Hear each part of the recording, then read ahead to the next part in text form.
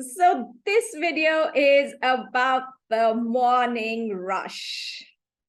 So if you have a kid who goes to school, you would know what the morning rush is, and you would know that it's not just rush, it also ends up in chaos many a times. So is it okay? I know it's a normal thing for every house to have a morning rush which ends in chaos, but is it okay for children to go to school after the chaos of the morning, where everybody's yelling at each other, things are not done, there's a huge rush to get out of the door and get into school at the right time? So although this is common and happens in almost every house, is it okay and can it be normalized? No.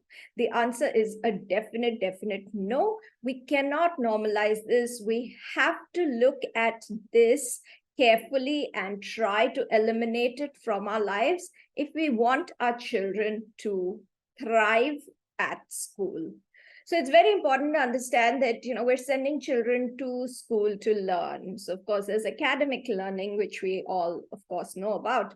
But there's social learning. There's the learning of, managing yourself in a space that is not yours, that a common space that belongs to everybody. So there's a lot of learning that needs to happen through the day. And the child basically needs to be calm and in an enthusiastic and the right frame of mind, let's say, right?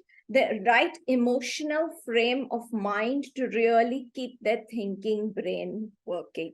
And for this, they need to have a calm morning. When children go out into the world with,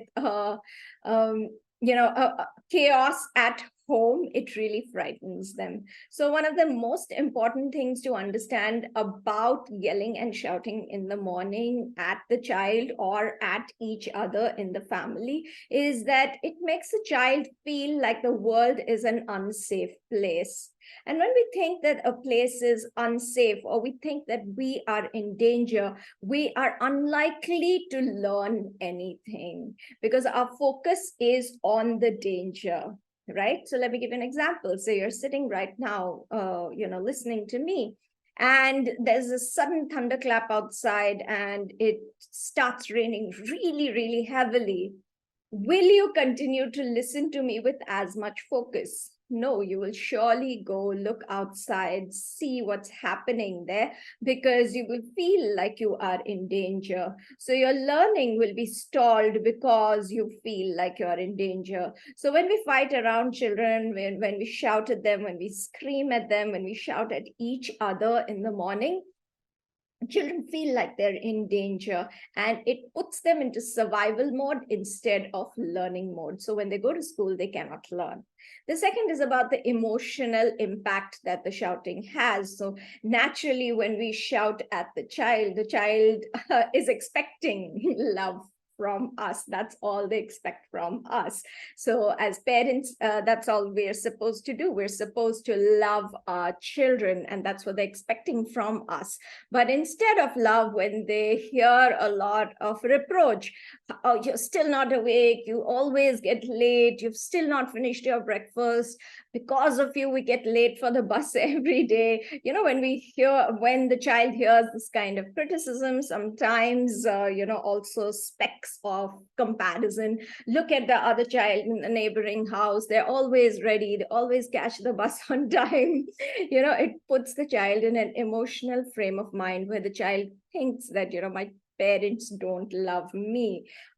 Worse, they may think that my parents love the neighbor's children more than me. And when children don't feel loved, of course, they cannot learn. So when children go to school after the morning chaos, which involves shouting at each other and rushing around, and they go to school feeling criticized and feeling like they're less than other people, they're not in the right frame of mind to learn. So all the effort that we put into sending them to school is futile, because they're really not able to learn what they've gone there to learn. Why? Because they're not in the right frame of mind. Now, how do we put them in the right frame of mind? So, the most important thing to understand about parenting is that we cannot regulate the life of the child. It is for us to regulate ourselves. Parenting is about the parent, it's never about the child. So, we need to have a set routine. That routine is like the scaffolding within which the child's routine then fits in. So parenting is all about creating a routine for yourself, having a plan to get things done, preparing in advance, and all these things then help the child to do what they need to do on time, in the right way, in the right frame of mind. So what do I mean by that? So planning and preparation. So of course, going to school is a big deal. There's a tiffin to be packed. There is a uniform to be worn. The shoes need to be polished. The socks need to be dry. They need to be in the right pairs. You need to wear either the PT uniform or the regular uniform. Some books need to be taken. Maybe there's a project. Maybe there's some color pencils that need to be taken, and so on and so forth. Every day comes with different demands. Now, although we may complain about these demands actually prepare us for life, because in life there are going to be different demands on us every single day, and we need to rise up to these demands. And school, it just gives us a good practice of that. So instead of complaining about how the school asks for a lot of different things every day and why are there so many different rules and regulations, it's important for us to actually be on top of the situation, not feel stressed out by these demands from the school, have an adequate plan in place, prepare adequately to get these things done, so that the child also does not feel stressed. That is the only way to help children feel equipped in that situation. So what is some of the preparation that we can do? I would say the most important thing is to know what's going to get cooked for breakfast every single day of the week. B, know what's going in the tiffin boxes every single day of the week. Buy all the ingredients that are required to make these dishes on Sunday. So your menu is done, your recipe is fixed, and your ingredient shopping is done, right?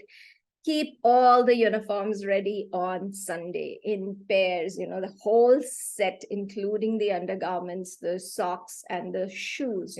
They should be in one place. The shoes, of course, you may not have that many, but the shoes must be ready the night before and placed next to the door. Prepare the bag the previous evening. So the bag should be packed the previous evening. The homework must be done the previous evening, so that everything is in place before bedtime. This is really, really important. Children must, the most important reason there is a rush in the morning is because everybody is late getting up and because things are not in place. So this is one way of getting things in place, having a plan, preparing in advance on the weekend and on the night before, so that the morning is smoother. Then the most critical thing, even after all this planning and preparation, is to get enough sleep. If children have slept enough, they will actually wake up on their own. We don't need to shake them awake, because nobody can sleep more than they need to sleep. So when children have slept enough, they will wake up on their own, and we must ensure that. So once we have planned and prepared for the morning, we must ensure the children get to bed on time. So for this, if the child needs to leave for school at 8 o'clock in the morning, the child must be awake at least 2 hours ahead of time, which means for an 8 o'clock departure from the house, the child needs to be awake at 6 o'clock in the morning. Children need 10 hours of sleep. So if you count backwards and go back, the child needs to sleep at 8 p.m. in the night, which means the dinner needs to be served at the latest by 7:15 for the child to eat dinner, get settled, and get into bed on time. When children get into the routine of sleeping 10 hours, they are well rested in the morning and they will get up easily. And this will sort so many of our problems in the morning, because when children are happy, enthusiastic, energetic in the morning, it makes the morning routine so much easier. Now, when we talk about sleep, so it's not that easy to get children to sleep. So what do you do to get children to go to sleep the night before so that they get up early in the morning? So one of the first things, of course, is the routine. So children must come back from playing in the evening on time, maybe by 6:30, so they can start dinner by 7 and go to sleep by 8. Now, what should they eat? They should not eat stimulating food in the evening. So no chocolates, no caffeinated drinks, no fizzy drinks, no sugary things, right? So a nice, proper, solid meal, which will really help them to settle down, full of proteins, complex carbohydrates, good fats like ghee, and rich in vitamins and minerals. That's what the dinner should be like for children to settle down. It's very important to understand that, children are often anxious when they're going to sleep, because they're going to be separated from us for many hours. And so often they don't want to sleep. Also, they may want to spend more time with us. So we need to schedule like at least 15-20 minutes to just be with them and listen to them before they go to sleep. So once they've offloaded their worries and told you everything that's happened in school and what they're worried about and what may happen the next day, they will be in a better frame of mind to sleep. Remember that deep hugs where you're holding the child tightly against your body really help children to calm down, because children are anxious. That's why they jump around and they refuse to go to sleep. Hold them tight. Make that part of your routine.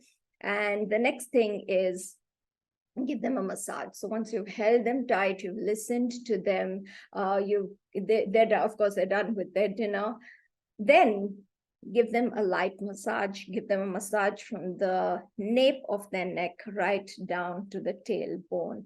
Go lightly with your fingers, start going down the spine, end in a circle at the tailbone. So this will really relax the child. Do this about 15-20 times with a light touch as the child goes to sleep.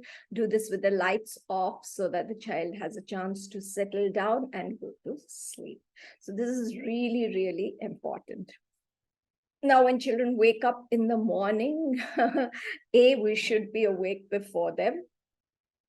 And we should have got ready ourselves before we wake children up.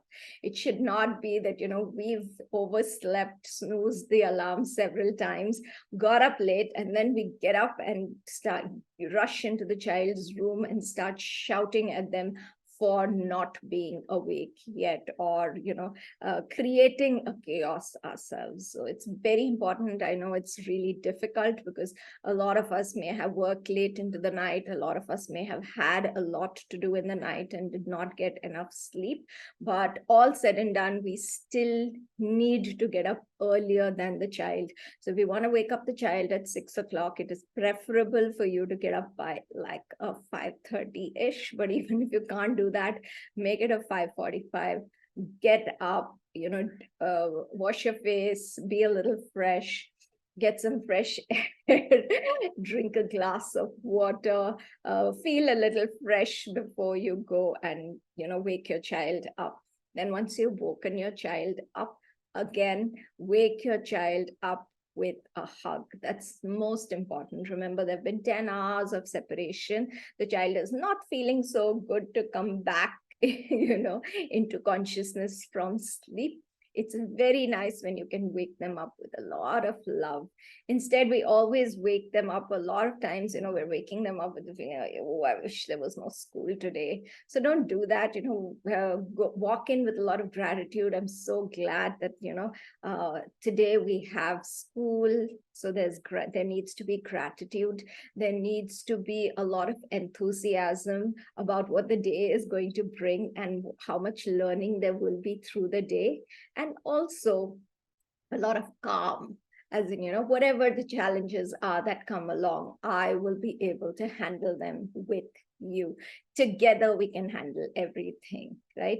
So do not feel overwhelmed, do not feel frustrated, tired, exhausted. I know it feels like that, but if you begin with the practice of gratitude, you will find that the practice of gratitude shifts you into excitement, enthusiasm, and an ability to take on the challenges that the day is likely to bring. So when you have that frame of mind and you wake your child up and give them a hug, they immediately absorb your vibe. They start feeling energized, they start feeling enthusiastic, they start feeling grateful for this new morning in which they have an opportunity to go to school and learn.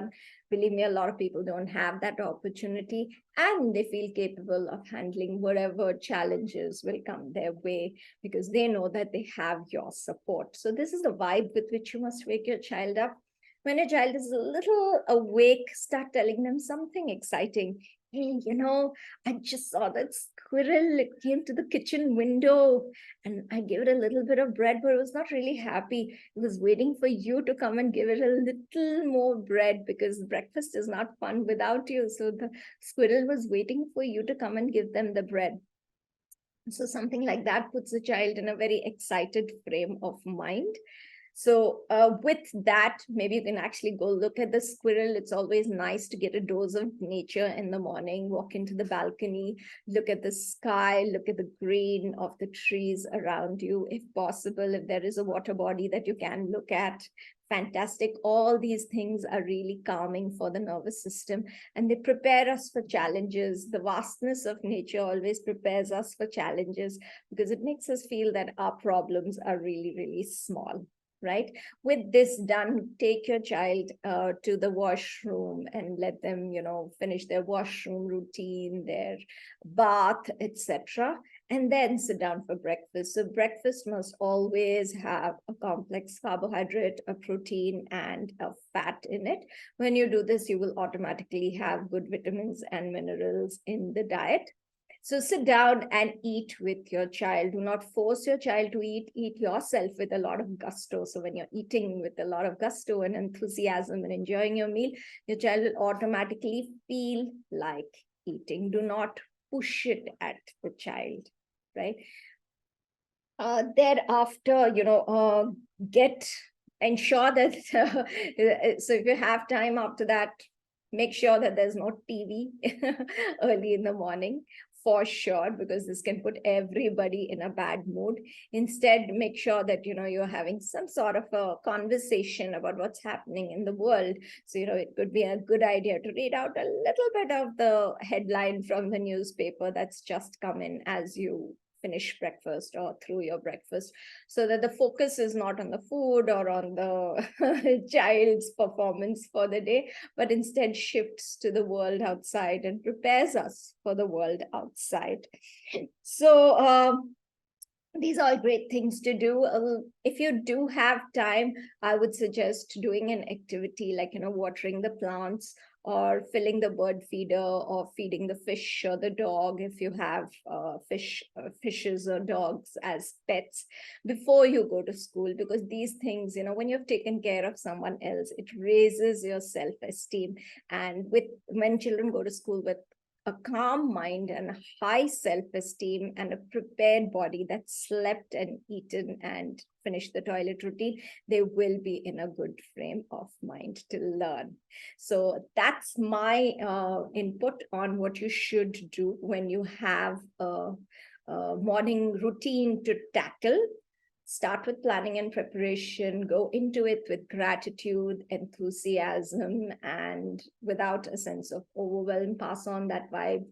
Make sure that the child goes through the whole hygiene routine. Make sure there's a good breakfast. Have some self-esteem raising activity to do in the morning, and also have something which is calming to do. So with that, this is the end of this video. Do let me know if you have questions. Do post them in comments and I will be happy to answer them. Take care. See you soon.